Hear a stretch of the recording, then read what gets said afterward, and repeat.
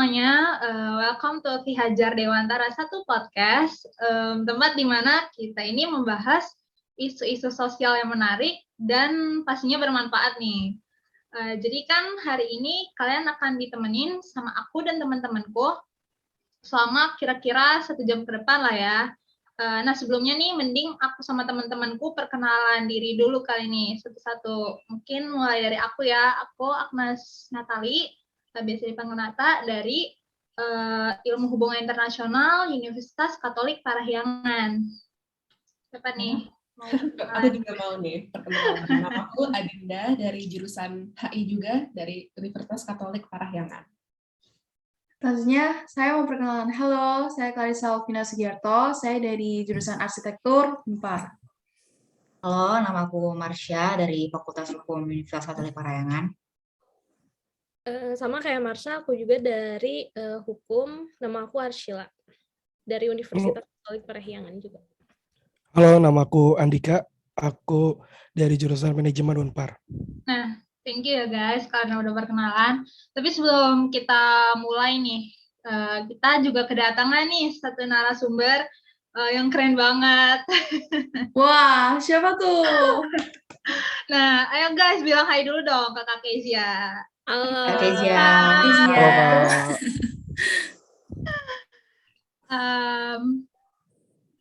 Oke. Halo Kak Keza, sebelumnya makasih banyak ya Kak udah mau nyempetin waktu buat ngobrol-ngobrol bareng kita di sini.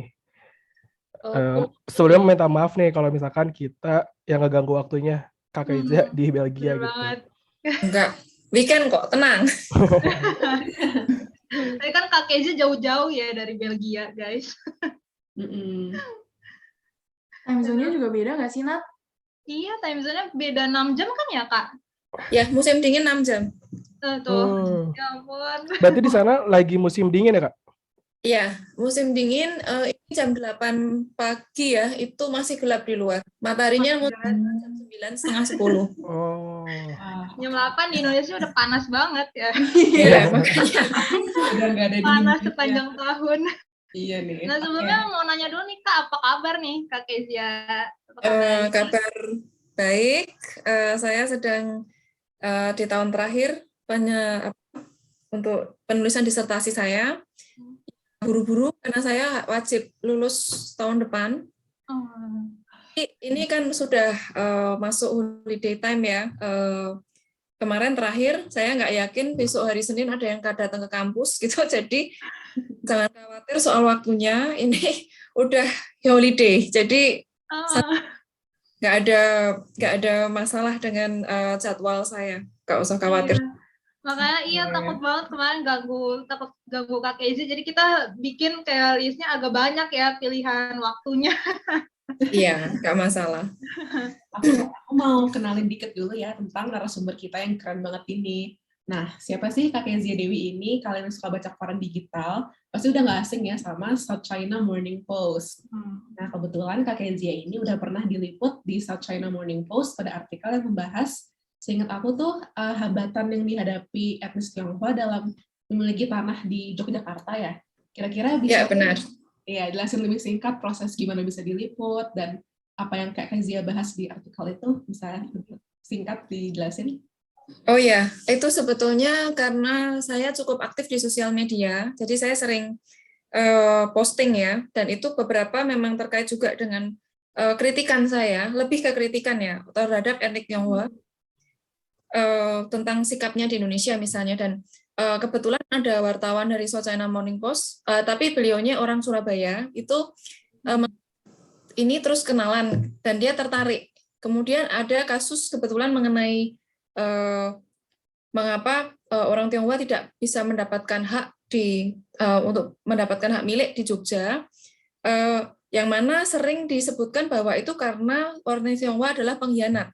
Nah, ini adalah hal yang saya tolak, karena setahu saya tidak demikian. Riset saya itu mengenai kota Semarang sebetulnya, tentang bagaimana orang Tionghoa bermukim setelah Indonesia merdeka. Namun dari perjalanan risetnya itu saya menemukan bahwa ada hukum-hukum Belanda pada zaman penjajahan dulu yang sebetulnya merupakan sumber atau inspirasi dari hukum di Jogja tersebut. Jadi itu alasannya lebih ke ekonomi, bukan ke alasan nasionalis yang karena etnis Tionghoa adalah pengkhianat bangsa. Itu Iya. tidak setuju dengan itu. Itu sebabnya saya jelaskan di artikel tersebut. Cuman ya yang populer di Indonesia adalah soal Cina pengkhianat tadi. Nah, padahal tidak seperti itu, dan ya itu kebetulan terkait dengan riset saya yang juga menunjukkan alasan mengapa di Jogja ada hukum semacam itu yang sebetulnya masuk akal juga. Bukan saya bilang bahwa diskriminasi itu benar, saya tidak bilang begitu, tapi alasan yang mendasari bahwa adanya hukum itu tuh ya ada alasannya juga, karena memang orang Tionghoa itu biarpun di zaman Belanda tidak diberi hak kepemilikan atas lahan, namun punya kemampuan untuk bisa mengeksploitasi hukum yang ada, jadi ujungnya tetap dominan dari penguasaan atas lahan. Kira-kira itu. Oh Oh iya. iya, setuju banget Emang sih, Kak. menarik banget ya. Mungkin nanti bisa ditampilin nih pas diedit. Artikelnya di sini ya gede-gede. Dan itu kan tadi katanya Kak Kezia nih aktif nih di sosial media. Mungkin nanti listeners mau follow atau mau connect di LinkedIn, boleh nggak Kak? Tuh. Boleh, nggak masalah. Tapi kebanyakan di ini, kalau yang pemikiran saya biasanya saya di Facebook. Saya kan generasi tua ya, jadi kalau pemikiran kalau happy-happy di Instagram gitu, tapi serius kalau pemikiran saya mainnya di Facebook. Oke. Oke. Oke. Nah, karena tadi kan Kak Kezia juga udah cerita sedikit ya tentang Kak Kezia, dan juga mungkin tadi kita juga udah bahas kalau Kak Kezia ini kan lagi kuliah di Belgia nih. Sekali lagi aku sama teman-teman mau bilang salam kenal ya Kak Kezia. Ya, salam kenal. Bentar. Aku udah sempat baca juga liputan Sochina Morning Post yang tentang Kak Kezia.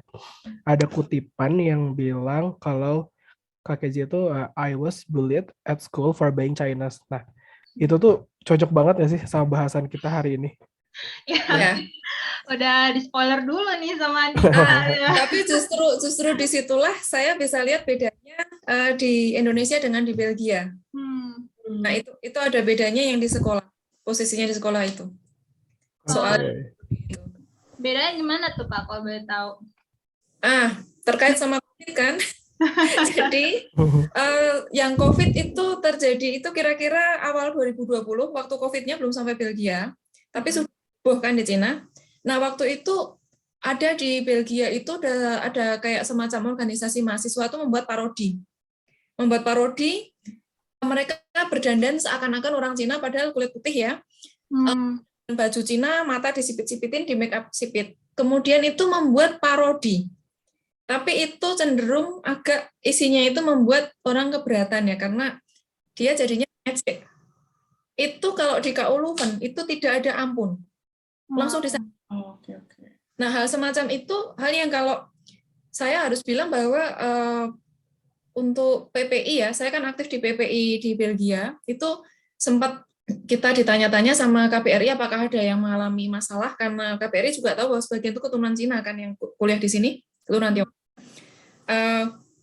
Kalau yang berada di kota-kota pelajar, kota-kota besar seperti Leuven, Brussels, Ghent, itu nggak ada masalah.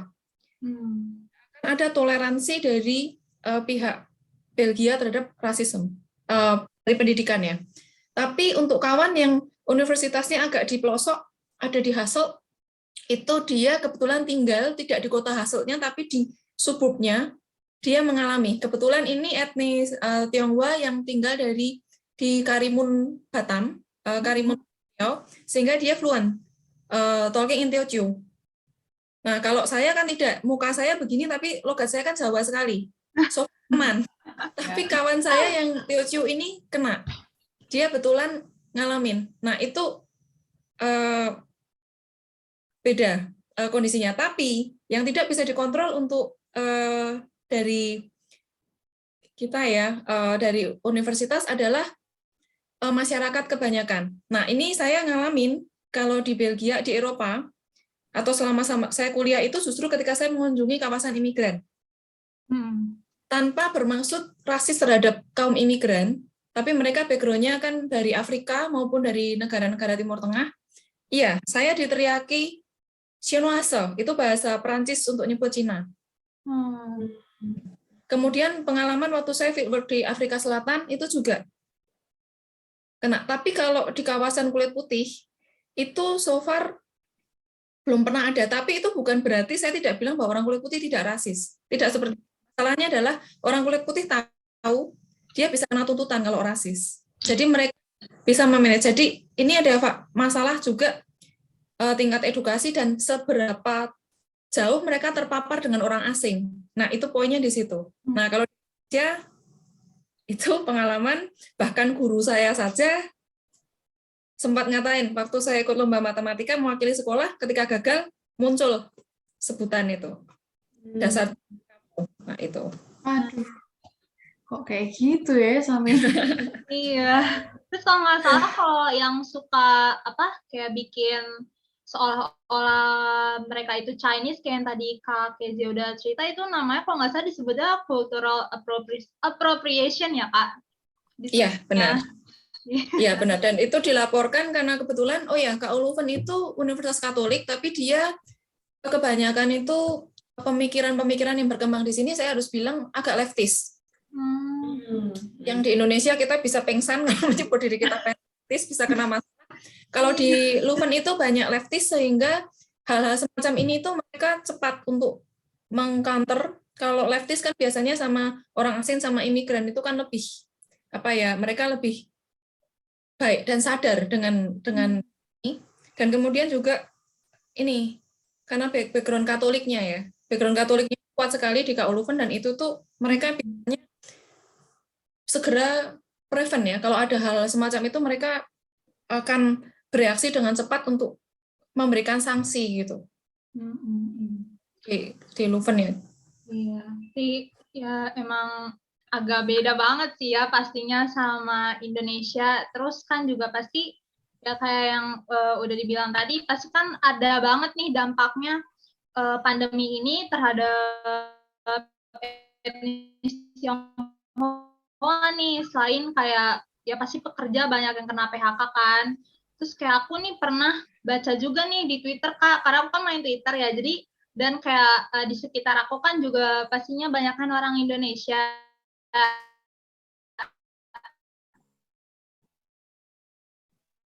Dan itu kan jarang padahal. Kayak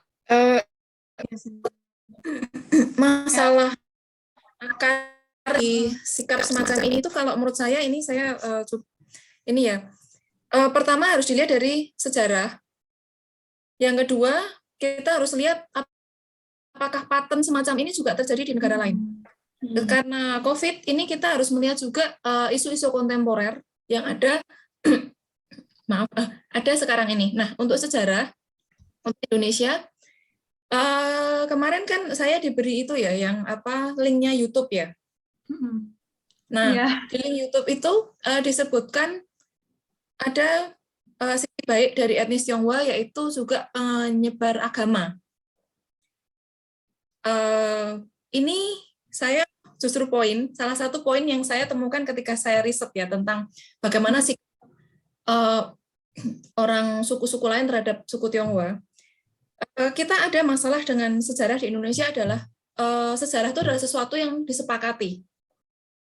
Kan? Ya kan? Kita sepakat meneruskan sejarahnya seperti ini. Nah, saya ada di kelas itu sering banget itu ada yang dilembutkan atau ada pula yang ditutupi untuk menunjukkan suatu situasi ya. Kayak contoh kita tahu bahwa sebetulnya sebelum zaman penjajahan itu sebetulnya hubungan antara Tionghoa dengan pribumi itu kan baik sebetulnya. Hidup by side Tionghoanya trader, Tionghoanya adalah pedagang. Ya, tapi mereka juga menyebarkan agama itu benar. Bahwa sebetulnya agama mayoritas di Indonesia itu kita sering di sana disebutkan pedagang dari Gujarat dan Persia, namun sebetulnya kan dari Wali Songo itu kan sebetulnya banyak yang keturunan Tionghoa. Sesuatu yang oke. Kemudian yang kedua kita diajarkan sejarah bahwa peralihan agama dari kerajaan Hindu Buddha ke Islam itu peaceful.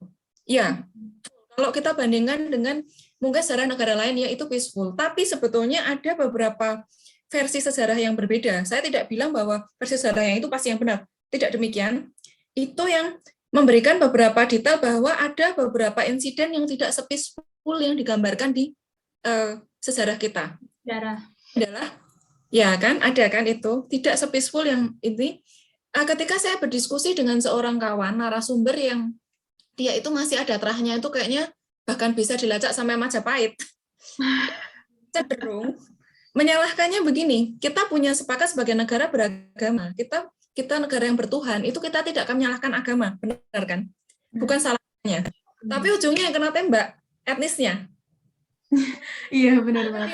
Ini, tahu nggak, kenapa ini jadi ada insiden semacam ini? Itu orangnya yang nyebarin dari Cina sih, saya kan gitu banget ngomongnya. Tapi itu contoh kasus sehingga saya tangkap hal ini, oh cara pikirnya seperti ini, satu. Kemudian ada lagi dari segi sejarah, saya bilang sebelum zaman 1800 masih zaman VOC itu sebetulnya sering kali ada perang di mana pihak Tionghoa itu hand in hand with Javanese Prince untuk Belanda. Itu fakta. Sehingga benteng-benteng yang dibangun di Semarang misalnya di Jawa Tengah itu sebetulnya tidak semua untuk menghambat serangan kerajaan sultan-sultan Islam, tidak. Tapi Semarang misalnya itu sebenarnya bentengnya dibangun untuk mengawasi Tionghoa. Jadi bukan berarti orang Tionghoa itu sahabatnya VOC, kata siapa? Ini tuh musuh. Iya. Tapi ada satu titik balik. Salah satu pahlawan nasional kita itu dia yang mengubah hubungan antara Tionghoa dan pribumi selamanya. Pahlawan nasional ini untuk perlawanannya terhadap Belanda, saya akui, oh ya jempolan. Tapi dia kesalahan besar ketika dia menarik garisnya agama. Sehingga Tionghoa langsung ter-kick out, masuk ke grupnya bersama orang asing India dan Belanda. Itu saya perhatikan, Belanda menggunakan kesempatan itu untuk divide et impera. Setelah itu bilang supaya aman, saya assign place for you di Pecinan. Kamu tinggalnya di Pecinan ya. Yang orang India kamu di Pekojan ya. Yang orang keturunan Arab di Kauman ya. Jangan nyampur sama pribumi, ini pelindungan kamu sendiri. Padahal itu tidak. Itu sebenarnya diposisikan tuh kayak tamengnya Belanda. Itu kalau di petanya kotanya itu nampak. Belanda itu di ujung dekat pelabuhan. Habis itu Pecinan dan orang-orang timur asing. Kemudian itu indigenous suku Jawa misalnya beragama Kristen kampung-kampungnya, nah yang di luar tuh baru orang-orang indigenous lainnya. Nah itu divide et impera, sehingga sejak saat itu tuh lebih banyak orang Tionghoanya jadi seperti di bawah perlindungan Belanda, dibatasi, juga diberi hak istimewa.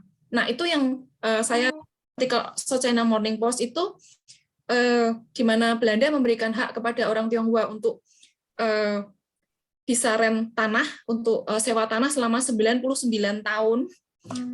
Akan apa saja bisa buat perumahan, bisa buat pertanian.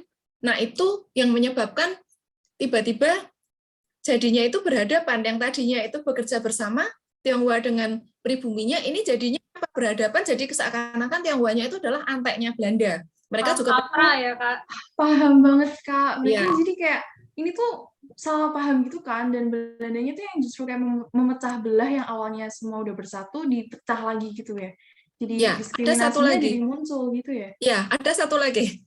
Kita tahu namanya politik etis, masih ingat kita diajari politik etis 1900-an? Itu kan kelihatannya bagus. Wih, Belandanya berhati mau bikin irigasi. Ada satu yang saya kayaknya nggak pernah baca di sejarah. Saya baru dapat artikelnya dari Belanda. Ternyata politik etis itu adalah mereka membalik. Jadi Belanda itu membalikkan kambing hitamnya. Itu bukan Belanda lagi. Mereka buka sekolah untuk orang pribumi sambil ngomong, "Hei, kami Belanda ini bukan musuh kalian, orang pribumi. Musuh kalian tuh, orang Tionghoa itu loh. Itu musuh kalian." Karena dia yang menguasain ekonominya. Jadi itu yang kita mungkin nggak ada di mana di sejarah Indonesia itu nggak ada, tapi saya menemukan itu. Sehingga ketika di tahun 45 Indonesia merdeka, Belandanya tahun 50-an Belandanya disuruh pulang, itu kan kekosongan dari Belanda itu cepat sekali diisi oleh orang Tionghoa yang memang dari zaman Belanda sudah dapat hak istimewa. Jadi itu kayak dikasih hak istimewa, tapi sekaligus diburukin namanya. Diburukin di tengah orang pribumi. Sehingga orang pribuminya ya nggak bisa disalahkan. Jadi miskin itu kan menyakitkan hati ya. Tiba-tiba melihat ada bangsa asing yang kebetulan kultur dan agamanya berbeda kan, yang jadi mualaf kan tidak banyak ya, kalau Tionghoa tidak banyak jadi mualaf. Tiba-tiba lihat ini elemen asing, makanya di bukunya Pramudia itu kan yang dibilang foreign not apa ya itu, yang pokoknya itu disebut orang asing tapi sebetulnya bukan orang asing orang Tionghoa itu. Nah itu kalau mau dilihat akarnya ya. Kemudian untuk apakah di tempat lain juga ada. Nah, tadi saya sudah sebutkan yang pengalaman tadi yang diteriakin itu, diteriakin di kawasan imigran sama di Afrika Selatan. Nah, itu kalau pattern yang saya lihat yaitu, kalau sosioekonomimu buruk, kamu miskin, hidupmu tuh marginal gitu, itu agak mudah.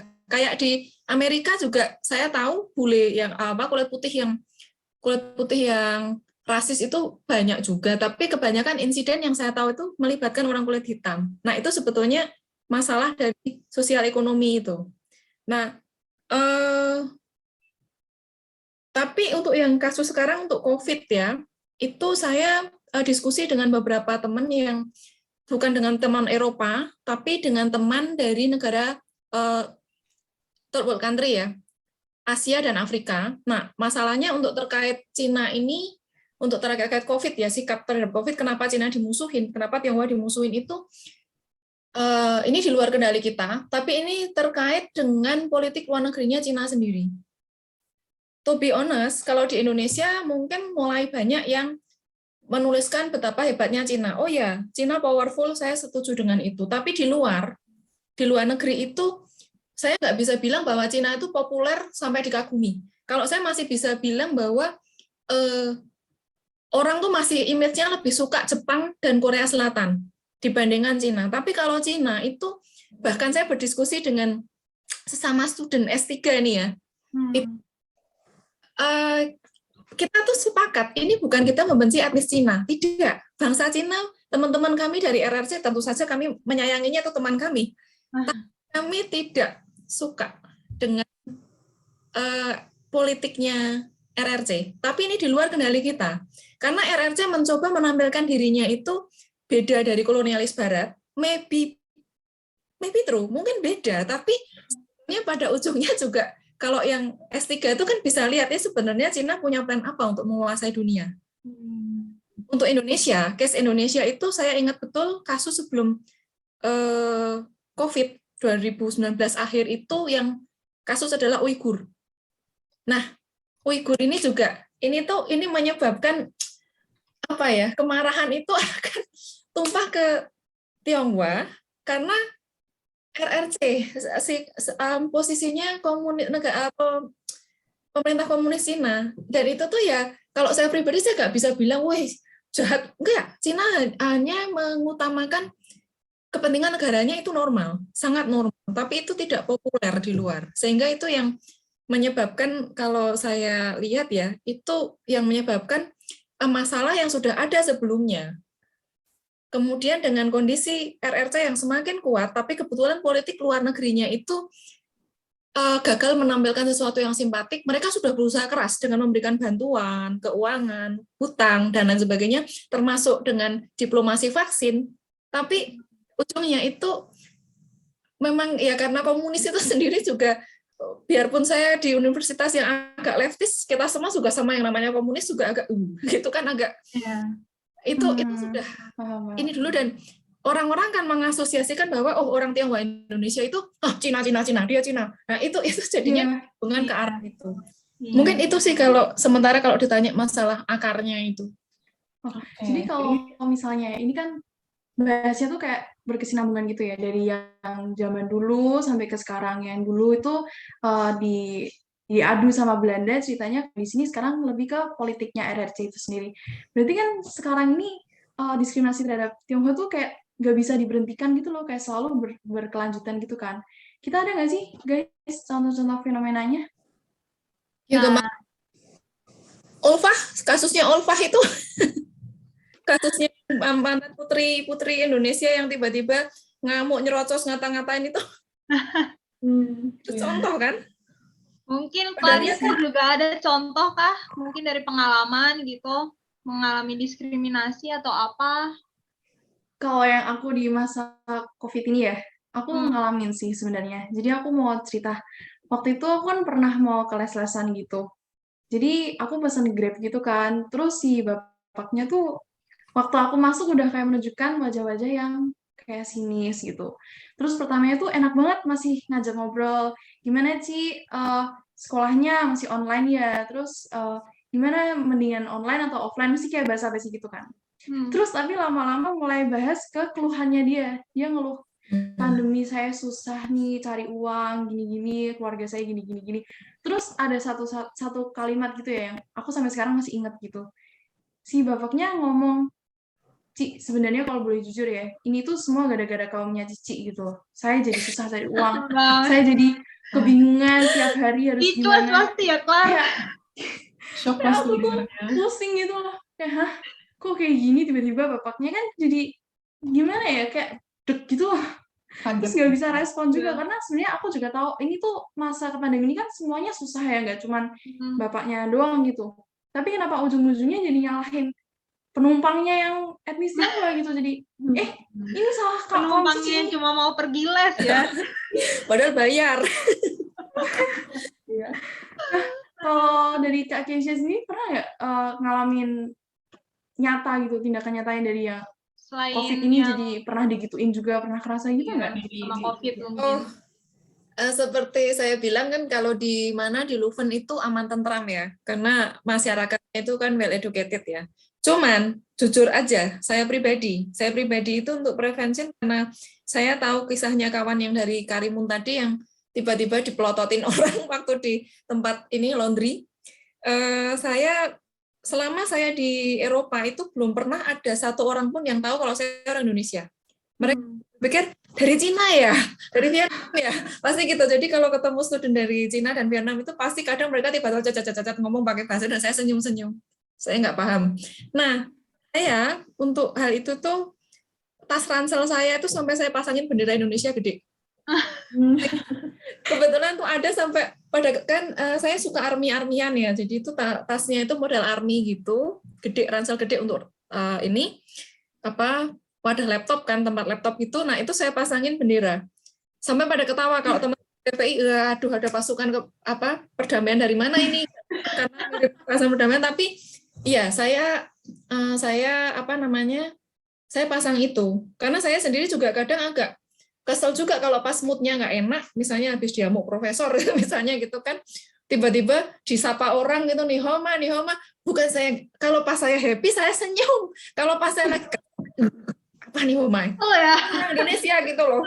Itu kalau pengalaman saya itu, tapi kalau yang kawan saya yang dari Karimun tadi, dia ngalamin di laundry waktu itu.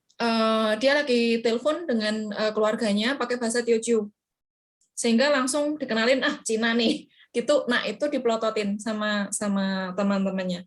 Tapi kalau di kampus nggak gitu sih, kita paling hanya berdiskusi aja tentang COVID ini, tapi bukan yang teori konspirasi. Kalau di kampus ya bukan yang teori konspirasi, ya paling jauh tuh kita cuma bilang karena ini sesuatu yang baru, pemerintah Cina juga sedikit terkejut, sehingga itu mungkin kurang cepat dalam mengisolasi sehingga nyebar ke negara lain gitu loh. Jadi lebih ke accident, kita melihatnya lebih ke accident. Oh ini tuh ya kalau disalahin paling ya kita cuma maksimal bisa nyalahin sistemnya Partai Komunis yang begitu sentralistik, sehingga ketika ada pandemi itu malah ditutup mulutnya sehingga tidak cepat untuk menutup. Tapi kalau bicara soal itu kita harus akui juga negara seperti Belgia yang konon bebas ini keteteran juga, maunya banyak, jadi tidak menyalahkan. Tapi kalau saya lihat di sosial media, saya kan aktif juga, bukan aktif, saya ikut grup-grupnya sosial media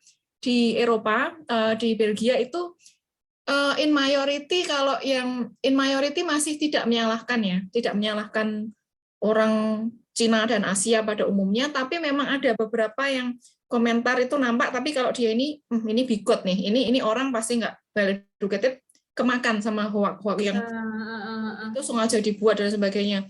Tapi kalau di Indonesia kan kebalikannya, di Indonesia itu saya juga keberatan karena hoaknya dibalik, jadi nuduh Amerika. Ini juga nggak make sense. Ini tuh kalau untuk yang kami yang dari sering aktif di grup militer, grup histori dan militer, adik saya kebetulan aktif itu, kita bahas tentang tuduhan bahwa ini sebenarnya ulahnya Amerika yang pasang itu di Wuhan, itu kita bisa bilang, oh itu teori tersebut tidak masuk akal juga, karena secara militer nggak mungkin gini. Ya, itu makanya kalau saya bisa melihat ada perbedaan antara suara di Indonesia dengan suara di luar negeri. Itu ada perbedaan. Kalau di Indonesia itu ada beberapa orang yang bagi saya jadi curiga apakah dia dibayar oleh kedutaan Cina. Ini maaf loh, saya jadi berprasangka buruk karena mencoba mengalihkannya itu tapi dengan cara yang tidak bijak. Nah, soal yang tidak bijak ini saya sedikit kritikkan ya untuk bagaimana supaya tidak memperuncing hal ini, dan kita juga menolong etnis Tionghoa sendiri. Barangkali ingat yang beberapa bulan yang lalu yang tentang sumbangan yang dari orang di Sumatera atau mana ya, yang sama Ade Armando atau siapa gitu dituliskan kokoh ini menyumbang segini dia, tapi di sisi lain dia mengecek etnis Arab dan etnis Jawa, suku itu, kalian nggak ngelakuin apa-apa selama COVID, itu nggak bijaksana bagi saya, karena itu apa ya? Itu tuh jadinya kontraproduktif jatuhnya. Saya lebih suka kisah-kisah seperti yang dilakukan oleh Yayasan Buddha Suci atau ada aksi-aksi random dari pengusaha-pengusaha Tionghoa yang mengusahakan misalnya untuk membantu yang terdampak tadi, seperti apa sopirnya Grab tadi mungkin butuh bantuan, itu yang butuh bantuan untuk sehari-hari karena penumpangnya berkurang dan sebagainya, itu lebih baik lakukan dalam senyap gitu loh. Sementara yang dilakukan Ade Armando ini, saya ingat Ade Armando itu siapa ya, atau ya pokoknya gengnya Ade Armando itulah. Saya keberatan ketika dia mengangkat satu etnis, meskipun saya tahu tujuannya adalah untuk melindungi supaya nggak dimusuhin seperti yang dialami sama tadi si Clarissa ya, itu dengan cara melemparkan bolanya ke etnis yang lain yang kena itu saat ini Arab, karena kita tahu kondisi politik negara saat ini ya. Itu buat saya ini karena metode semacam itu tuh bukan akan menimbulkan orang jadi sadar, tapi malah jadi antipati. Saya lihat, saya juga berkawan dengan narasumber saya kan macam-macam ya, ada yang dari grup yang sedikit agak membenci Tionghoa, itu iya, saya termasuk berkawan dengan mereka untuk tahu bagaimana pemikiran mereka ya.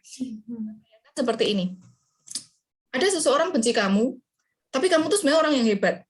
Kalau yang kamu lakukan adalah kamu show off force, lihat saya hebat. Kira-kira itu orang yang benci kamu itu bakal jadi tergerak hatinya, jadi tiba-tiba berubah nggak benci apa makin benci?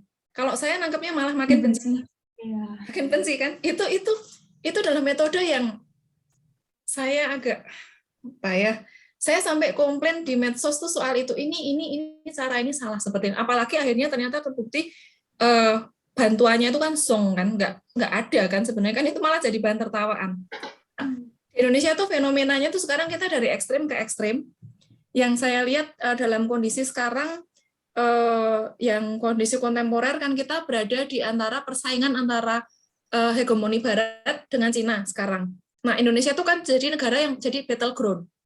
Nah, hal semacam ini ketika kita pisah-pisahkan antara kelompok pro Cina dengan kelompok pro Arab, ini akan jadi bahaya karena sangat mudah. Saya kuliah di Barat, tapi saya juga tahu ulahnya Barat itu seperti apa. Ini akan sangat mudah nanti dimasukin. Indonesia bisa dikacaukan lagi kayak tahun 65 dulu. Aduh. Karena orang Indonesia kan beragama Islam itu akan ada sikap respect terhadap bangsa Arab. Itu sudah normal dan natural, sama seperti Kristen yang respect terhadap orang Yahudi. Itu normal, natural. Nah, tiba-tiba kalau diruncingkan, yang seperti yang dilakukan oleh gengnya Busser itu, saya melihatnya malah, wah, ini bahaya kalau seperti ini. Ini itu malah jadinya nanti bisa apa ya, bermusuhannya ya nyaris seperti pilkada kemarin. Itu yang saya merasa agak kurang bijaksana. Selain timnya Buser juga beberapa ini pengamatan saya ya, semoga saya salah ya. Kalau yang generasi ke bawah seperti ini, teman-teman semua yang ada di sini, itu saya lihat sudah lebih wise. Sikap terhadap etnis, terhadap SARA itu saya sudah lihat lebih wise. Tapi yang generasi orang tua kita, itu saya bisa lihat di WhatsApp grupnya papa mama saya misalnya, itu banyak ya yang caranya untuk mencoba membela diri dari diskriminasi, tapi dengan cara memamerkan betapa hebatnya RAC itu. Iya, banyak hal yang kita bisa pelajari dari RAC, itu benar, saya akui. Tapi ketika kita meng-highlight-nya sampai kelewatan, yaitu tadi, ini malah bukan menimbulkan simpati, tapi akan menimbulkan antipati, lebih menimbulkan antipati. Nah, itu yang saya khawatirkan kalau sekarang integrasi bangsa itu kita harus memperhitungkan bahwa kita berada di tengah-tengah antara pertempuran antara hegemoni Barat yang masih mempertahankan hegemoninya di di dunia ini dengan kekuatan baru Cina. Dan dua-duanya itu sebenarnya tidak populer. Nggak usah dibandingkan siapa yang lebih jahat lah. Itu tuh dua-duanya janganlah kita jadi pelanduk di tengah-tengah gitu loh posisinya. Dan peluang untuk ini tuh ada kalau kita ngikutin model-model membela satu etnik grup yang paling sering didiskriminasi dengan metode yang dilakukan oleh beberapa Buser. Itu kalau menurut saya. Ini tuh kayak gimana ya? Miskonsepsinya juga banyak banget ya sebenarnya. Kayak Indonesia tuh sebenarnya ngebanggainnya perbedaan nggak sih? Iya. Tapi kayak ironis ya, karena slogan kita kan Bhinneka Tunggal Ika, tapi malah kayak etnis Tionghoa tuh sering banget gak dianggap bagian dari kita gitu. Ya itu permainan. Nah makanya saya bilang, saya tuh justru takut di situ. Saya takutnya karena pengalaman dari riset saya yang soal tahun 65 itu kan ya sama juga. Diasosiasikan dengan komunis misalnya. Jadinya itu dari zaman Belanda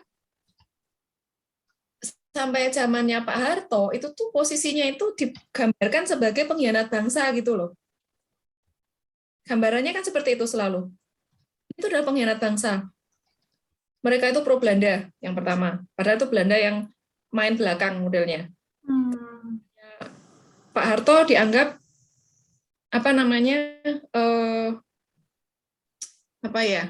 hati-hati. Ini penyusup komunis misalnya. Padahal ya di Indonesia tuh saya rasa kalau pedagang itu kalau komunis rasanya kok agak aneh ya. Mana mungkin ya pedagang itu komunis, kayaknya kok nggak mungkin gitu loh. Itu tapi permainannya kan seperti itu kira-kira. Kalau di Indonesia itu nggak dianggap. Nah, soal nggak dianggap ini agak susah karena faktor agama tadi. Kalau yang saya lihat Arab Indonesian yang juga dapat posisi sebagai foreign Eastern ya, Arab Indonesian dan Indian Indonesia itu dia lebih mudah untuk istilahnya itu asimilasi. Ya enggak juga. Yang saya tahu orang Arab Indonesia juga maunya kalau anaknya nikah sama sesama Arab, itu yang saya tahu. Saya tahunya begitu, tapi masih lebih ini karena masih kebanyakan ngikut agama mayoritas di Indonesia kan. Sementara etnis Tionghoa ini tuh ya susah ya, memang nggak bisa ngomong juga karena saya sendiri riset saya kan tentang tempat hidup ya, tentang pemukiman ya. Nah sekarang kalau saya aja misalnya makanannya babi gitu loh, terus kamu buka-buka ini saya perhatikan kenapa yang namanya pecinan itu masih 80% isinya tuh etnis Tionghoa. Kenapa yang kampung India, kampung Arab itu bisa banyak orang-orang suku lain tuh bisa masuk. Salah satunya mungkin masalah makanan, sesimpel itu. Barangkali loh. Ini saya hanya mikir, kenapa sih tersegregasi? Kenapa sih kok dianggapnya tetap orang asing? Karena ya memang ada hal-hal yang, tapi kan agama kan bukan sesuatu yang bisa kita paksakan terus dibilang supaya kamu diterima maka masuklah ke agama mayoritas, kan kita nggak bisa memaksakan hal semacam itu kan. Kalau saya melihatnya itu sih dianggapnya itu beda, sementara yang etnis Arab dan India itu masih, kalau etnisnya Eurasi Asian gitu campur sama kulit putih malah jadi artis kan. Kalau ini kan posisinya tuh beda sekali gitu loh, kayak sial bener gitu loh, dibedakan sendiri. Itu kan yang terlihat kan seperti itu kan kira-kira kan. Tapi ya itu susahnya salah satunya karena memang ada perbedaan di cara hidup ya, di cara hidupnya aja sudah untuk berbaur itu ya udah ada barrier tersendiri itu. Itu susahnya di situ kalau saya lihat loh. Wah, ini kalau yang lain gimana nih pendapatnya? Ngeliatin rasisme yang kita bahas dari tadi, pada kaget nggak sih? Indonesia bisa kayak gini? Ayo, gimana Jadinya, guys? gimana guys? Gila, apakah Yang Andika? kaget sih. Menurut kaget ya dengerin cerita Clarissa sama Kak Kezia gitu. Kayak mungkin karena aku juga bukan dari etnis Tionghoa gitu ya. Terus juga setuju sih sama klaimnya Nata gitu, kayak ironis banget. Padahal kalau dengar tentang rasisme gitu, jarang-jarang ya kita mikirin itu bisa terjadi di negara kita sendiri sih. Tapi kenyataannya sekarang terjadi malah jadi masalah yang bikin concern kita terhadap integrasi nggak sih? Oh, tapi yang hati-hati satu lagi tuh ini, berkaca dari kasusnya Olfah yang putri dari Papua itu, kita kan juga ada masalah dengan Papua ya, isu Papua kan ya, yang sebagai ras Melanesia itu mereka sering menghadapi ya, to be honest kita sendiri juga kadang rasis sama mereka kan, yang dulu saya ingat yang kasusnya Natalius Pigai yang disamakan dengan King Kong, dengan monyet itu. Nah, kebetulan saya itu yang highlight itu, jadi ada yang kena itu kan, mohon maaf ya, itulah saya itu untuk yang memprotes hal itu kan. Nah, poin saya tuh di sini ya, tanpa membenarkan Olfah ya, saya justru melihat Olfah ini contoh yang bagus untuk introspeksi. Olfah yang berasal dari etnis Melanesia dan kayaknya Arab juga ya, kalau saya nggak salah ya, antara Melanesia dan Arab, dia sering komplain diperlakukan rasis. Tapi tiba-tiba bisa berbalik dia sendiri jadi rasis.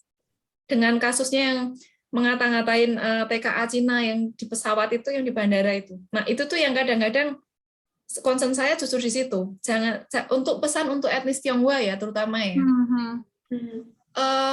Oke, itu juga pengalaman bagi saya, pengalaman saya sepanjang hidup ya menghadapi hal itu ya. Tapi harus hati-hati. Janganlah menjadi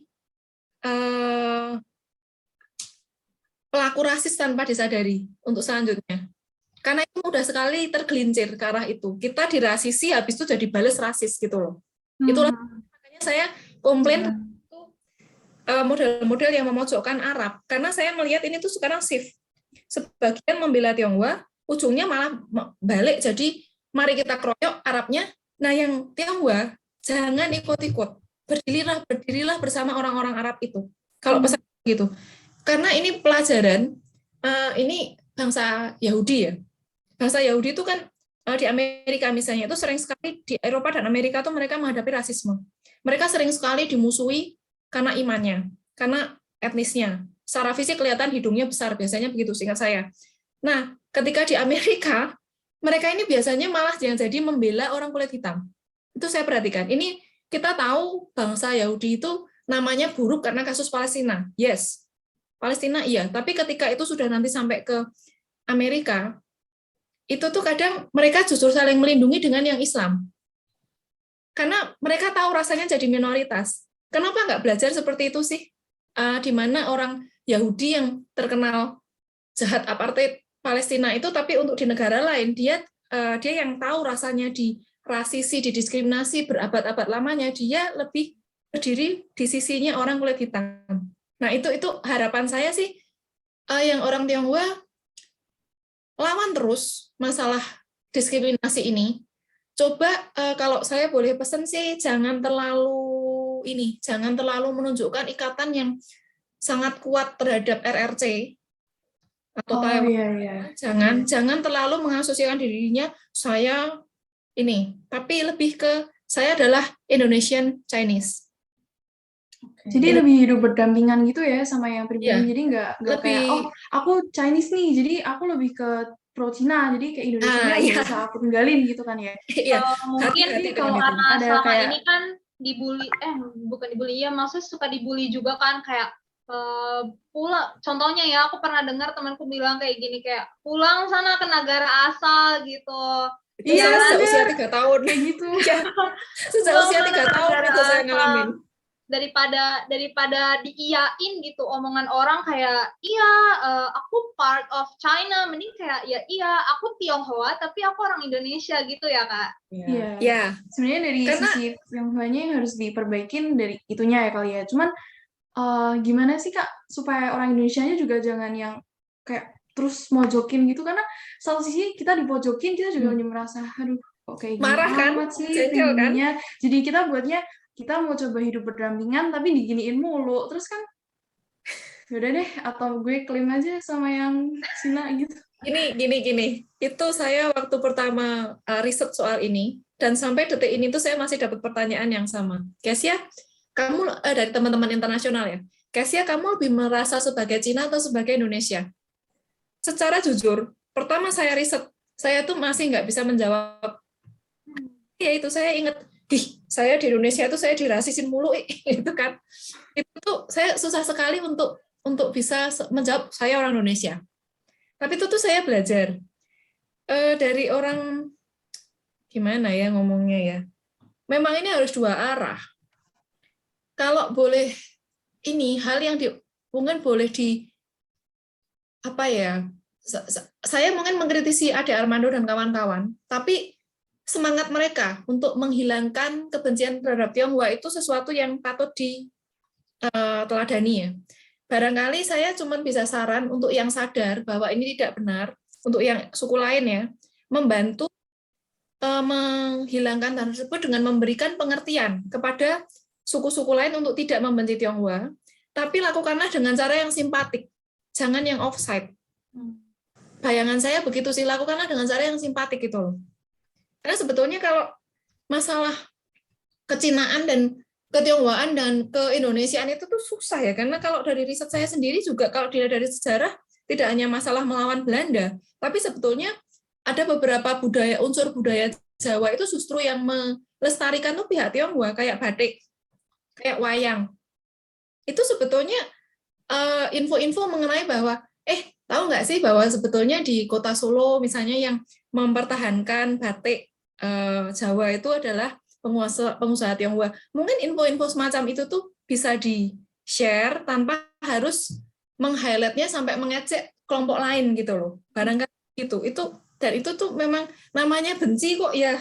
Caranya satu-satunya yang bisa dilakukan ya bukan orangnya dihilangkan, tapi kebenciannya yang dihilangkan. Kalau saya itu butuh bantuan dari suku-suku lain. Karena kalau Tionghoanya sendiri yang istilahnya tuh lihat kami baik, itu kan rasanya juga lucu gitu loh. Itu harus suku lain yang membantu, tuh harus suku lain juga untuk menghilangkan sentimen kebencian terhadap Tionghoa itu. Kalau menurut saya begitu. Oke. Kalau yang lain mungkin punya ide. Memang agak-agak berat ya kalau buat dibahas ya. Oke. Gimana guys yang lainnya? Kalian kerasanya gimana nih? Semakin mendalam nggak sih pembicaraan kita? Makin menarik sih jujur, karena cerita-cerita Kak KJ tuh kayak di luar dugaan kita banget ya, kayak pola pikirnya Kak KJ gitu. Dan kita juga jadi lebih tahu nggak sih dari ceritanya Kak KJ, berarti diversity-nya di Indonesia sama di Belgia itu beda gitu ya. Dan sebenarnya emang kita harus banyak belajar juga sih dari negara lain gitu supaya kita lebih terbuka gitu kan sama suku-suku etnis yang ada. Boleh tambahin dikit? Boleh dikit? Boleh. Jangan dikira di Belgia bagus. Di Belgia musimnya beda. Jadi begini, kalau di Belgia ini saya bahkan teman saya sekelas tuh terbuka di kelas ngomong, dan itu tuh saya kaget. Kita bilang, waktu itu kita propose untuk membuat, saya risetnya waktu master itu pernah tentang ethnic neighborhood, etnik Maroko dan Maghribi, negara Timteng, etnik grupnya. Nah, saya waktu itu propose bagaimana kalau kita bangun sebuah pasar Maroko. Jadi itu kayak atraksi turis gitu kan. Waktu itu teman saya terbuka bilang, oh sebentar, kami dengan senang hati pergi ke toko Cina, kami senang hati pergi ke pasar Cina, tapi kalau Maroko kami nggak mau. Jadi itu musuhnya beda. Jadi ini sebetulnya saya harus bilang bahwa yang ada di Indonesia itu sebetulnya juga terjadi di negara lain. Di mana di Belgia, kalau kita mau tahun baruan Cina, itu kita ngadain arah-arahan gitu. bahkan wali kotanya Antwerpen itu bakal hadir. Kalau Cina ya, kalau ini apa namanya festival Cina, tapi jangan coba-coba bikin festival Maroko. Jadi itu sebenarnya masalahnya tergantung musuhnya mana itu yang dianggap ancaman itu siapa. Itu. Beda Ya, ya. ya, ya. Bisa di Tapi dari topik tadi sih, kita bisa lihat ya kalau diskriminasi terhadap minoritas tuh kejam banget nggak sih? Tapi ada yang bilang juga sih kalau misalkan ada diskriminasi, nah untuk apa ya, untuk nanggulanginya gitu harus ada penguatan integrasi sosialnya juga nggak sih? Ya. Nah, tapi kalian tahu nggak sih integrasi sosial itu apa? Nasional deh kayaknya, bukan sosial. Iya maksudnya integrasi nasional. Ayo siapa nih yang bisa jawab? Marsha, Yang bisa jawab siapa nih? Tapi Yang sebenarnya tahu, integrasi biar kasih nasional tahu tuh kepada bukannya listener berbicara semua. tentang penyataan antara perbedaan dalam suatu negara gitu bukan sih? Betul sih kata Marsha. Lebih jelasnya sih integrasi nasional tuh kayak usaha buat mempersatukan perbedaan-perbedaan yang ada di suatu negara gitu kan, supaya tercipta keserasian secara nasional. Dua-duanya benar. Makanya integrasi nasional tuh ibaratnya dibutuhin banget ya, apalagi buat negara Indonesia kayak kita yang kaya kan keberagaman. Kayak bayangin aja suku ada lebih dari 700, bahasa ada 1000 lebih, pulau-pulaunya banyak, belum lagi patriarkan kita tuh beda-beda. Iya benar, aku setuju banget sama Dinda. Kalau integrasi nasionalnya kita tuh udah kokoh gitu ya, kita tuh jadi bisa lebih nyatuin orang-orang dari segala bentuk latar belakang, budaya, suku, etnis. Jadi kayak kejadian-kejadian kayak gini harusnya tuh nggak ada gitu loh. Karena kalau kita udah kokoh dari awal, mau hidup berdampingan dengan beda apapun kan kita lebih damai ya bawaannya. Nggak usah yang lihat warna kulit.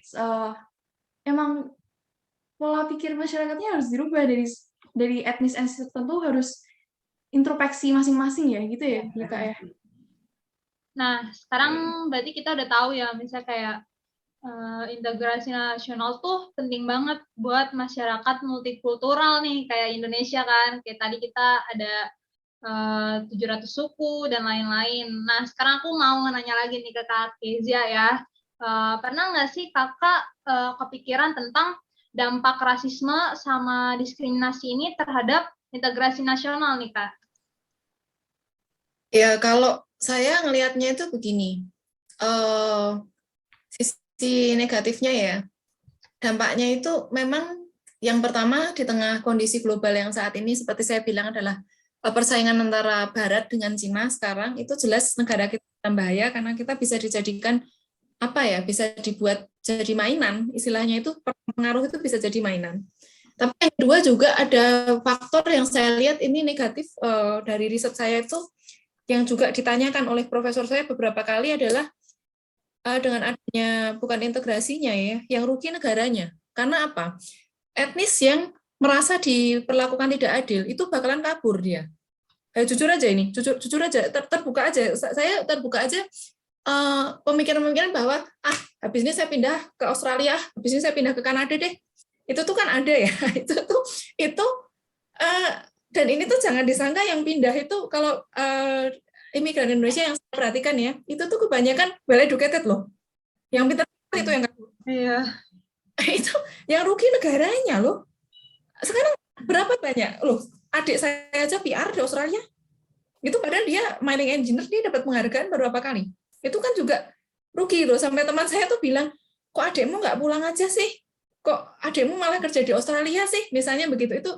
Nah itu saya melihat beberapa kalau di Leuven ya, tahun 65 itu menyebabkan ini ada beberapa profesor di Leuven yang etnis Tionghoa Indonesia background-nya. Sampai sekarang masih aktif, tapi itu contoh, dan itu profesor saya notice. Nah, itu Kezia, itu masalahnya. Gara-gara seperti ini, kamu mendiskriminasi satu ethnic group, kamu kehilangan sumber daya manusia beserta segala potensinya dari ethnic group tersebut. Dan itu itu salah satunya sih. Selain masalah bahaya kita dijadikan mainan, dijadikan perang, seperti negara-negara di Timur Tengah atau di Afghanistan misalnya itu kan juga itu juga antar etnik grup, antara sekte agama itu juga diadu domba, negaranya jadi berantakan begitu, potensinya hilang. Kalau itu sih menurut saya itu. Oke, aku pribadi penasaran nih Kak, dari sudut pandang Kak Kezia, gimana kondisi integrasi bangsa Indonesia saat ini? Karena tadi udah disebutin ya, kayaknya selain etnis Tionghoa, di sini tuh juga nggak jarang terjadi diskriminasi terhadap suku atau etnis lain. Jadi menurut Kakak, apakah kita sekarang makin tertutup? Apakah integrasinya lagi downhill? Apa gimana? Ini agak sensitif, tapi kalau saya di disertasi saya nggak akan tutupin ya. Saya merasa dalam bahaya, kalau saya pribadi. Dan itu tuh malah garisnya kalau saya ngelihat bukan etnosentris lagi, tapi agama. Jadi ini di luar bahasan ethnic group ya, tapi saya malah melihat sekarang pembatasnya itu sekarang agama. Dan itu tuh nampak kalau di riset saya itu kelihatan di Kota Semarang itu kan saya menemukan ada konsentrasi Tionghoa di mana. Nah itu ada konsentrasi Tionghoa itu di tempat tersebut itu makin banyak gereja dan sekolah-sekolah Katolik dan Protestan. Sementara yang bagian lain kota itu juga suburb yang berkembang, tapi itu tuh berkembang di situ adalah SDIT, yang tumbuh di situ SDIT, dan itu sebetulnya itu masyarakatnya nggak apa-apa. Kota Semarang itu salah satu kota yang paling terintegrasi, yang paling menurut saya nggak pernah ada konflik ya, Semarang itu ya, tapi itu pun sudah mulai nampak. Ini kalau nggak hati-hati, dan kita senang sekali memperuncing hal ini tuh agak berbahaya sih. Saya sering komen itu nggak hanya tentang etnik ya, tapi saya juga komentarin agama. Ini tolong agak jangan mengelompok berdasarkan agamanya, tapi kita sendiri punya sejarah habis reformasi itu kita punya sejarah di beberapa tempat yang konflik horizontal berdasarkan agama kan. Nah, ini tuh juga jadi sebetulnya manusiawi orang akan memilih hidup di tengah komunitasnya sendiri karena lebih nyaman. Tapi ini juga berbahaya. Itu juga berbahaya. Banyak kan pelajaran kayak dari kota Beirut di Lebanon itu misalnya, ada lagi Bosnia, belajar di Bosnia. Bosnia itu ada kota yang betul-betul betul-betul terpisah sektor antara Muslim Bosnia dengan Katolik Kroasia. Itu betul-betul bahkan sekolah tuh sebelahan aja, studennya tuh nggak saling menyapa satu sama lain, sampai separah itu. Apakah kita seperti itu? Dan itu tuh petahnya itu sendiri-sendiri, jadi bagian kota yang sisi sebelah kiri sungai itu adalah Kroasia Katolik, yang sebelah kanan itu Muslim Bosnia. Dan itu tuh itu kalau udah sampai seperti itu tuh susah banget. Nah, saya khawatirnya kalau semakin eksklusif ya, garisnya itu lebih ke agama, bukan ethnic group, itu nanti sama aja hasilnya. Ini nampak kok, ini nanti bakal suku-suku minoritas gabung sendiri, sama yang mayoritas tuh bakal terpisah itu, dan itu tuh berbahaya. Itu kalau mau ditanya pendapat saya, yang saya lihat mungkin masih belum yang sampai bakal ngangkat senjata seperti di Suriah ya, tapi kalau diteruskan nggak mustahil hal ini terjadi, tapi ininya lebih ke agama kalau saya lihat, bukan etnik group lagi masalahnya. Oke. Nah, makanya itu kayaknya pola pikir negatif terhadap etnis itu Tionghoa atau gimana tuh, atau yang lainnya tuh kayaknya emang harus dihapuskan atau dibenerin gitu nggak sih? Kayak ya harus lebih, ya semua tuh sama gitu, kita bisa bersosialisasi dengan semua pun gitu. Karena prasangka yang ibaratnya udah kayak turun-temurun dari dulu itu, yang kayak Kezia udah jelasin juga tadi, kalau emang itu tuh udah terbentuk dari dulu, sebenarnya tuh sangat ngancam banget nggak sih di negara kita itu gitu. Benar-benar Mengancam sih. Itu mengancam sih. Tapi juga dari sisi ininya, semua suku jangan pesen ya, semua suku jangan pernah menganggap dirinya tuh lebih tinggi dari suku lainnya. Ini saya sedikit kritikan untuk suku Jawa misalnya ya. Saya sendiri itu Tionghoa, tapi kan saya dari Jawa. Jadi saya tuh seringnya kan, saya pernah kerja di Batam, di Kepulauan Riau, dan itu tuh terasa sekali, itu kan tanahnya orang Melayu ya, di Sumatera. Itu tuh saya ada feeling sebagai bagian dari komunitas Jawa, meskipun saya Tionghoa, tapi saya itu masuknya komunitasnya Jawa. Itu tuh seakan-akan orang Jawa itu kayak apa sih? Rumangsane koyo sik duwe negara. Ini bisa bahasa Jawa nggak? Kayak seakan-akan tuh pemiliknya negara gitu loh. Nah, itu tuh kadang-kadang sikap semacam itu tuh juga harus pelan-pelan itu. Tapi ini susah sih ya, karena ya kebanggaan terhadap suku sendiri itu ya normal sebetulnya, tapi itu susah. Jangan terus terlalu bangga banget, aku suku ini, aku lebih tinggi, aku lebih bermoral, aku lebih keren dari suku yang lain. Itu yang harus dihilangkan kalau menurut saya loh. Tapi emang benar sih, kan kayak kita tuh harus pertama merubah pola pikir. Tapi kalau yang di masa pandemi ini, karena mungkin aku juga ada pengalaman yang tadi aku ceritain itu ya, sebenarnya aku tuh melihatnya gini Kak, kan banyak juga yang orang pribumi sekarang bilangnya, kan itu corona pertama kali di Wuhan kan? Jadi salah lu dong.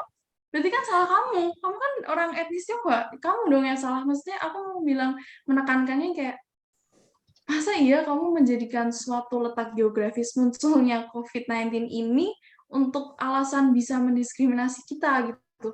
Ya kita tahu kita harus introspeksi juga karena kita nggak boleh meninggikan, nggak boleh pro ke China-nya. Tapi kan dengan omongan itu kayak lebih sakit hati gitu nggak sih? Orang kita sama-sama korban di COVID-19 ini, tapi kayak kita diomonginnya, kan dari Wuhan, dari negara lu, kayak dari negara kamu gitu. Itu memang payah sih. Lah saya sendiri juga marah juga kalau dibilang sumbernya COVID ya. Sih.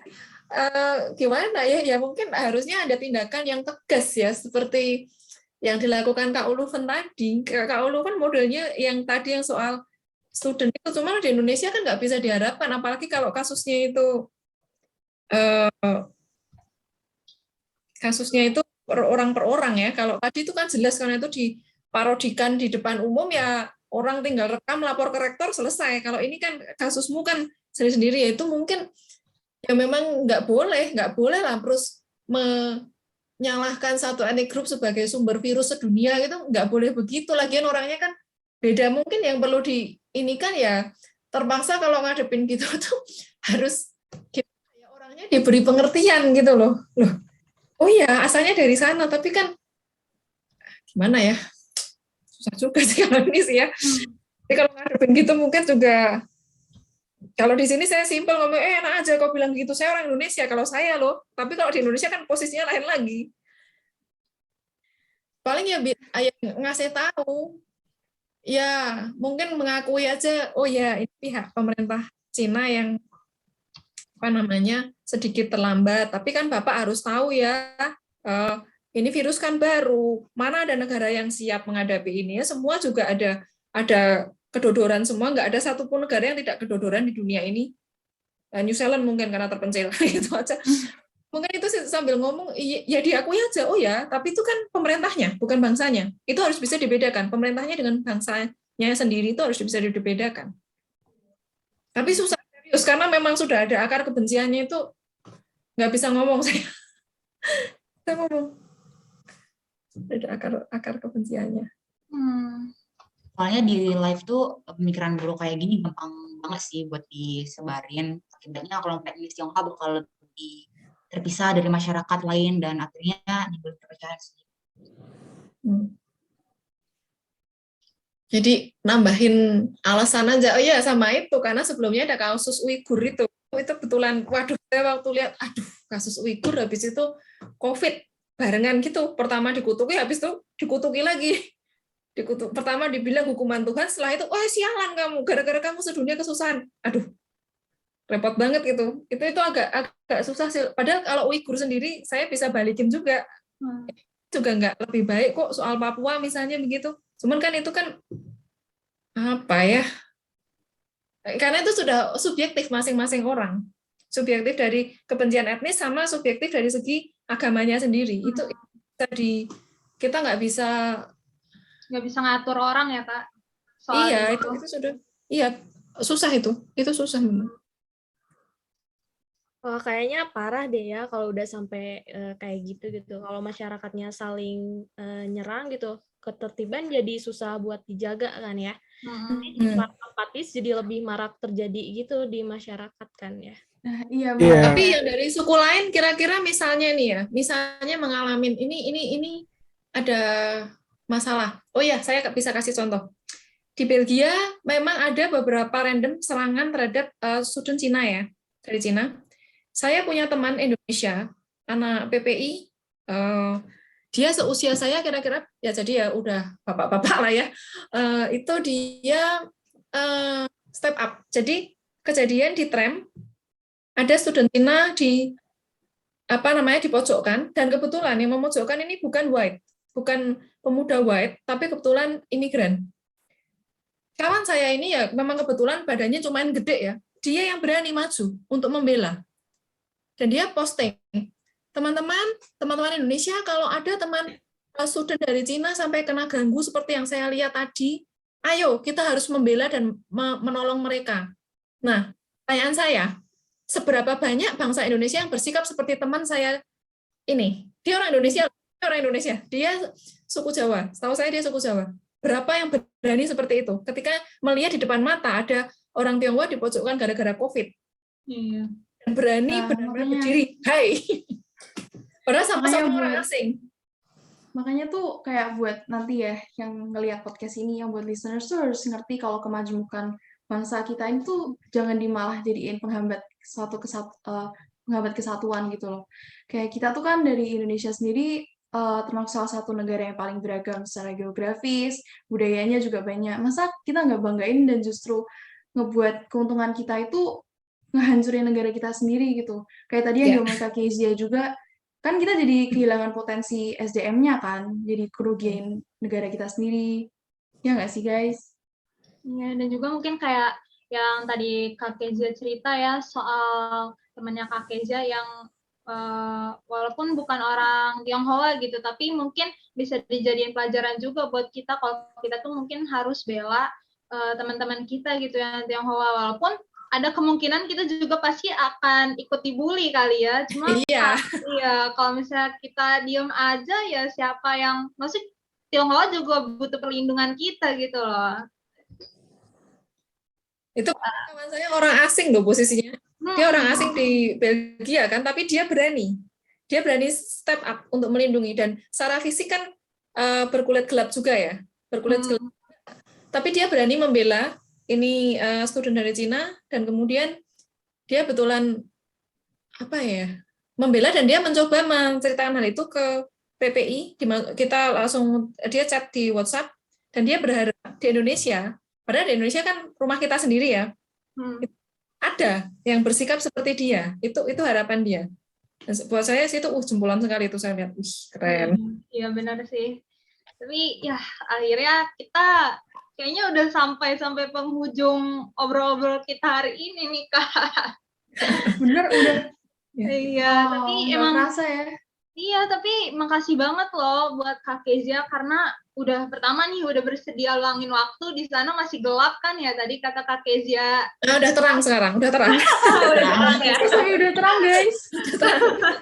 Sampai terang ya kita karena keasikan. Terus kan Kak Kezia juga udah berbagi cerita, pengalaman.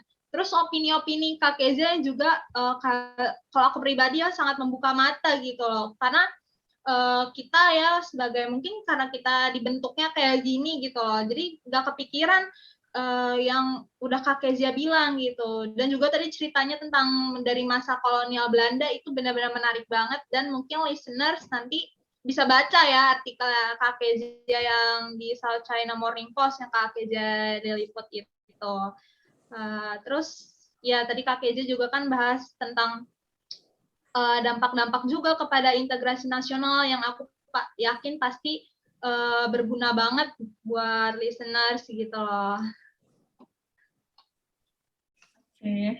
Sebelum kita kelar, sesi foto-foto dulu dong ya. Kak Kezia mau kan ya foto? Iya. Kenang-kenangan. Kak PTRD. Semuanya Ayo berpose siapa dulu. yang mau screenshot? Nih aku bisa. Share ya tapi ya. Oke, Oh siap. iya Kak. Ya, pasti. Oke. Ntar link YouTube-nya juga aku kirim kok ke kakak. Oh iya. 1, 2, 3. Lagi. 1, 2, 3. Oke. Thank you banget ya Kak buat waktunya. Makasih banyak Kak. Terima kasih, Kak Sama-sama. Kezia. Makasih untuk diskusinya ya. Iya, makasih banyak Kak. Sumpah berguna banget dan kayak seru banget gitu loh. Makanya nggak kerasa udah sejam kan. Sejam lebih. Cuman saya kagum karena berani ambil topik ini. Serius, karena saya sendiri untuk disertasi saya itu kenapa lama itu hambatannya banyak karena saya harus memastikan untuk Kak Uluvennya juga dapat hasil yang paling jujur, tapi gimana membuat kalimatnya sehingga tidak menimbulkan konflik ke depannya atau menimbulkan tuntutan bagi saya. Ya sama-sama buat saya juga review kok ini, review ulang ininya riset saya juga. Ya, menarik lagi, makasih banget ya Kak. Dan ya sama-sama. Sampai jumpa di podcast selanjutnya. Bye-bye. Ya, makasih. Makasih, Kak.